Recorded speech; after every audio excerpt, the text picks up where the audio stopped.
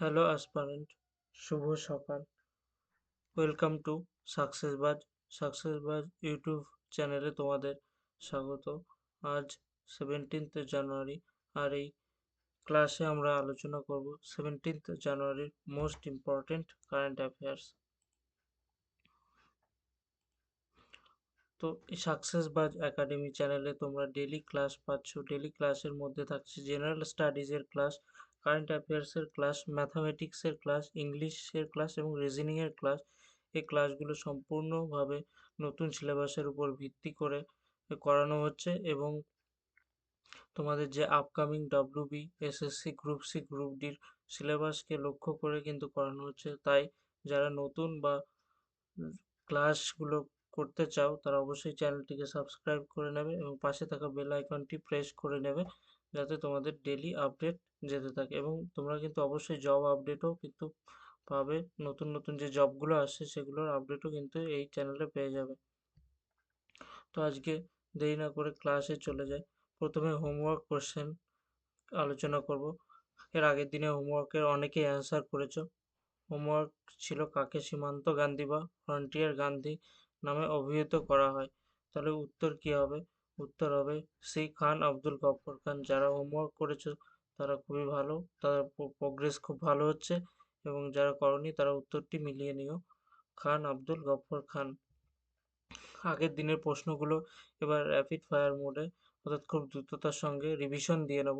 তাহলে শুরু করছি আগের দিনের প্রশ্নগুলো, আগের দিনের ক্লাসে করানো কারেন্ট অ্যাফেয়ার্সের প্রশ্নগুলো শুরু করছি। 2026 সালে জানুয়ারি মাসে কোন রাজ্য সরকার ভারতের প্রথম পূর্ণাঙ্গ সার্বভৌম এআই সোভারজিন এআই পার্ক স্থাপনের জন্য সার্ভাম এআই এর সাথে চুক্তি স্বাক্ষর করেছে?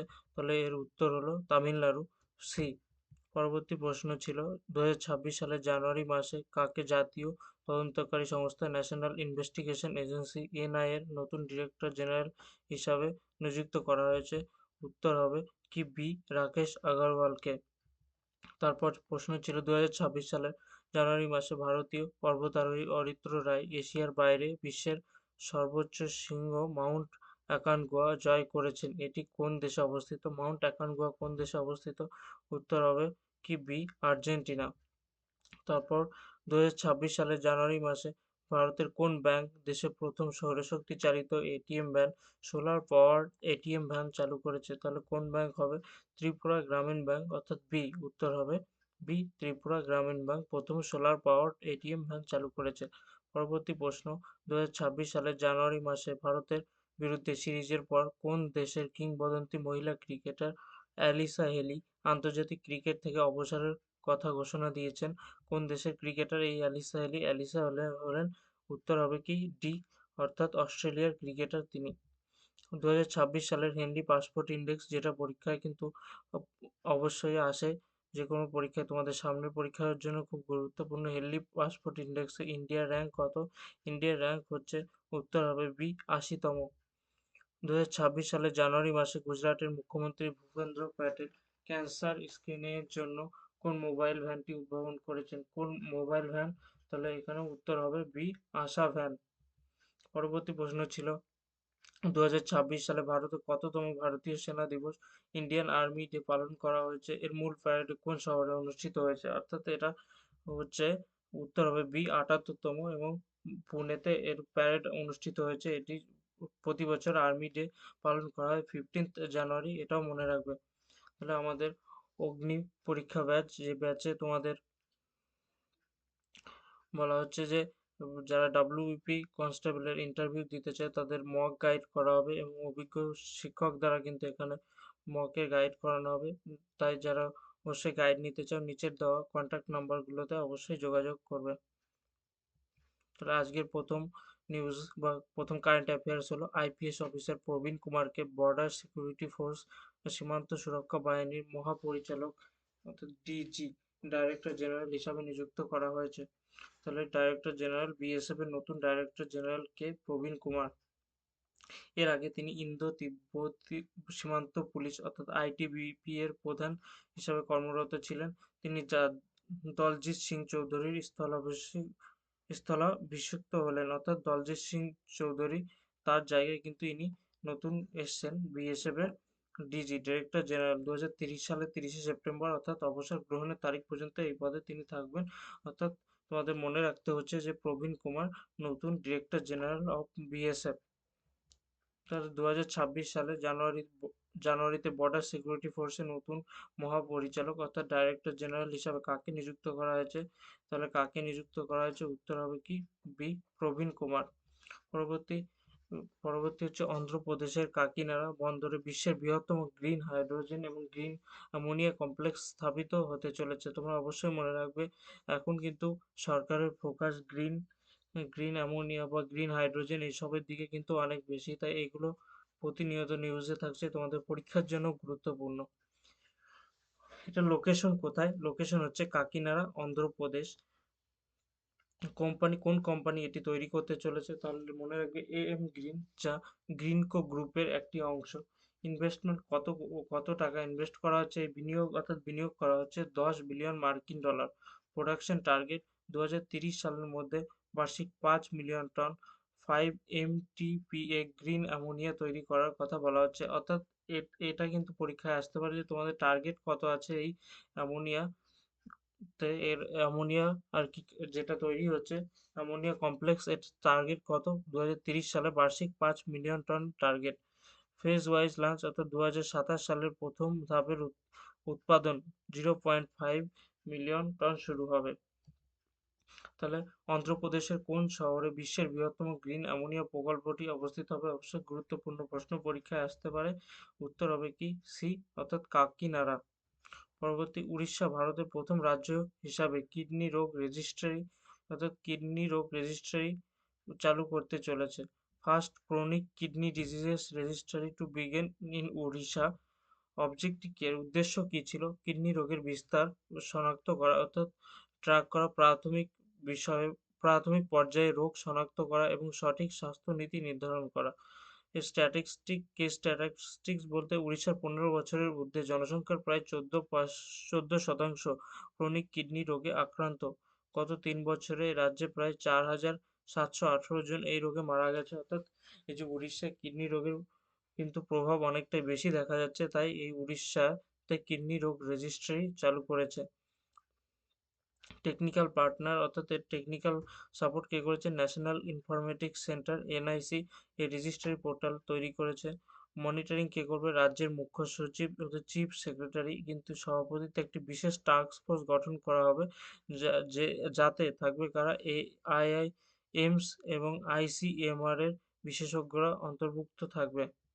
তাহলে ভারতের কোন রাজ্যে প্রথম ব্যাপক ক্রনিক কিডনি ডিজিজ রেজিস্ট্রি চালু করতে চলেছে? কোন রাজ্য? তাহলে উত্তর হবে কি বি উড়িষ্যা। পরবর্তী রাতাপানি টাইগার রিজার্ভের নাম পরিবর্তন করে doctor Vishnu Shridhar Wakankar tiger reserve রাখা হচ্ছে। অর্থাৎ নতুন নাম কি রাখা হচ্ছে? Doctor Vishnu Shridhar Wakankar tiger reserve. Doctor Vishnu Shridhar Wakankar tiger reserve রাখা হচ্ছে রাতাপানি টাইগার রিজার্ভের নাম পরিবর্তন করে। এটা লোকেশন, এটা কোথায় আছে রাতাপানি বা doctor Vishnu Shridhar Wakankar tiger reserve? আছে মধ্যপ্রদেশের রায়সেন এবং সোহের জেলায় অবস্থিত। এটি ভোপাল শহরের কাছে।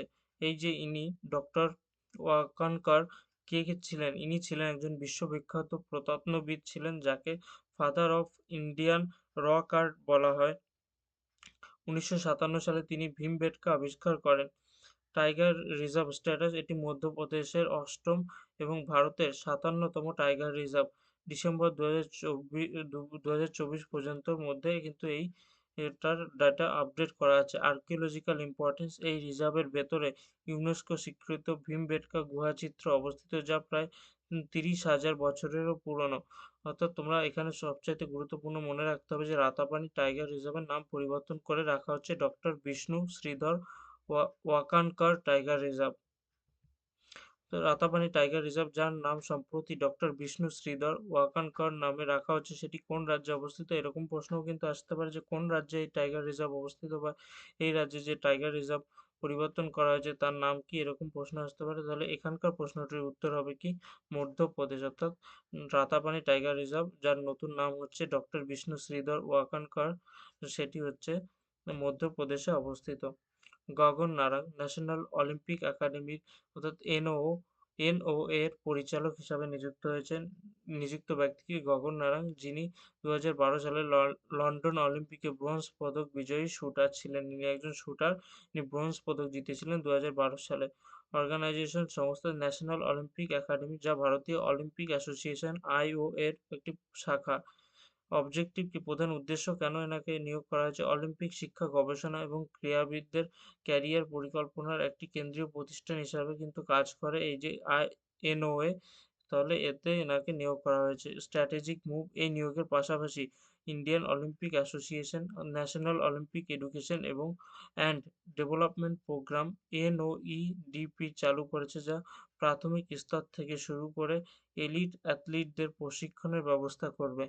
অর্থাৎ এর প্রধান উদ্দেশ্য কিন্তু প্রশিক্ষণ দেওয়া, মানে যে পর্যায়ে খেলোয়াড় হোক না কেন তাদের প্রশিক্ষণ দেওয়াই কিন্তু এই সংস্থার মেন উদ্দেশ্য। তাহলে এটা মনে রাখবে, গগন নারাঙ্গ ন্যাশনাল অলিম্পিক একাডেমির পরিচালক হিসাবে নিযুক্ত হয়েছেন। 2026 সালের জানুয়ারিতে পুনরুজ্জীবিত ন্যাশনাল অলিম্পিক একাডেমির পরিচালক হিসাবে কাকে নিযুক্ত করা হয়েছে? অর্থাৎ director of the relaunched national Olympic academy. তাহলে এখানে উত্তর হবে কি? উত্তর হবে সি, গগন নারাঙ্গ।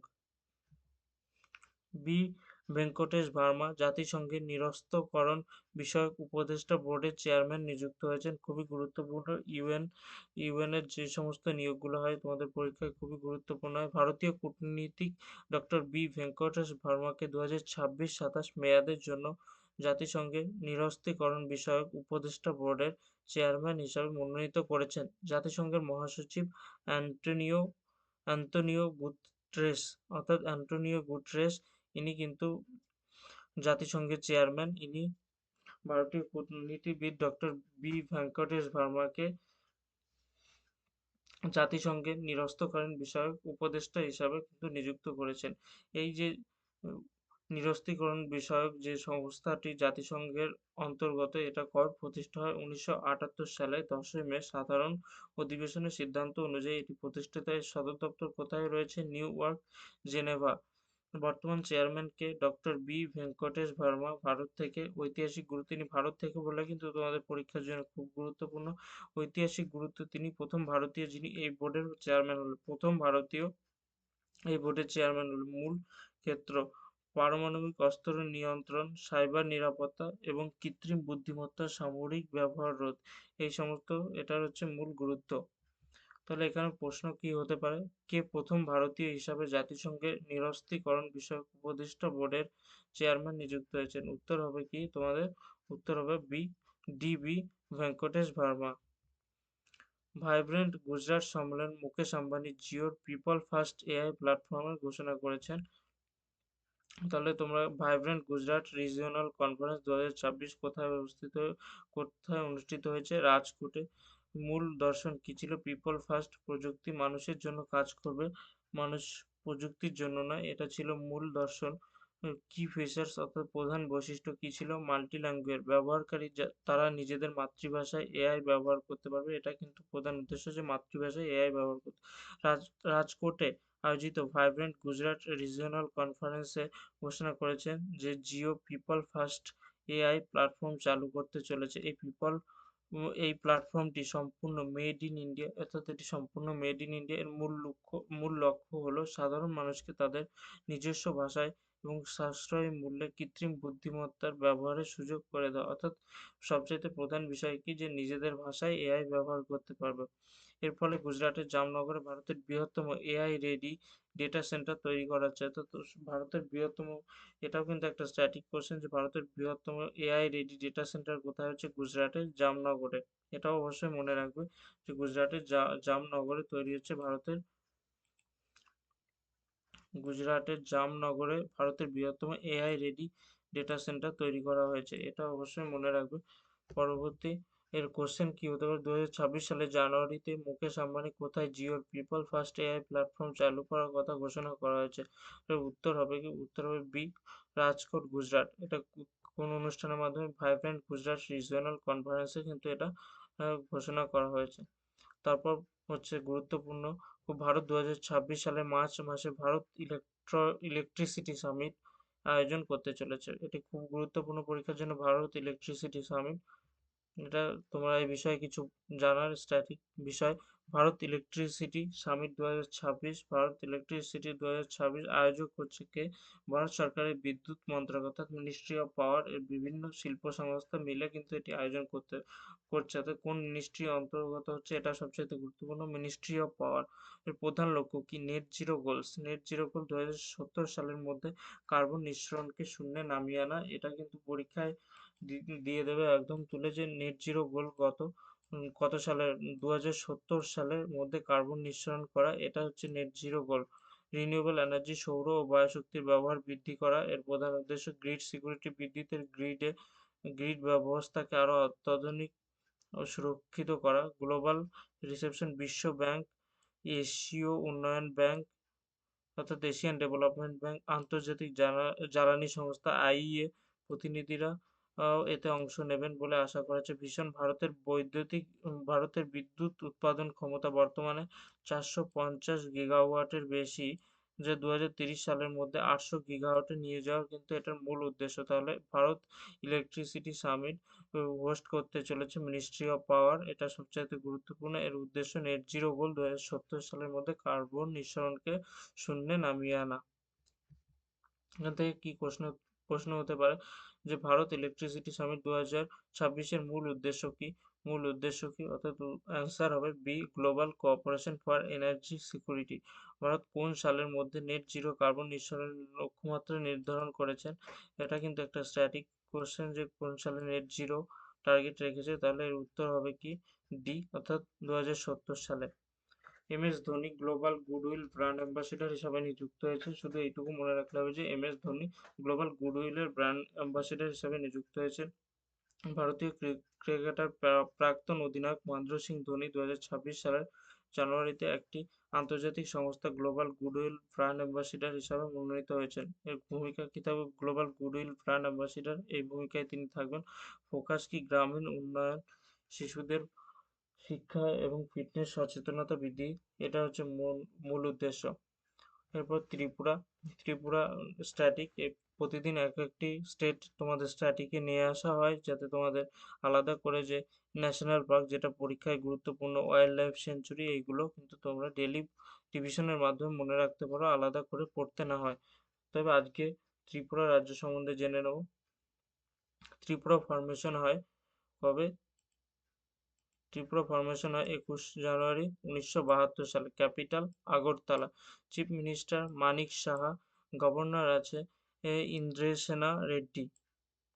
এরপর ন্যাশনাল পার্ক, যেটা পরীক্ষার জন্য খুব গুরুত্বপূর্ণ, তোমরা অবশ্যই স্টার মার্ক করে রাখবে এবং প্রতিদিন রিভিশন করবে। ক্লাউডেড লেপার্ড আর বিশন, যাকে রাজবাড়ি বলা হচ্ছে। ওয়াইল্ড লাইফ সেঞ্চুরিতে থাকছে তৃষ্ণা এবং গোমতী, এই দুটো ওয়াইল্ড লাইফ সেঞ্চুরি এবং national park clouded leopard vision.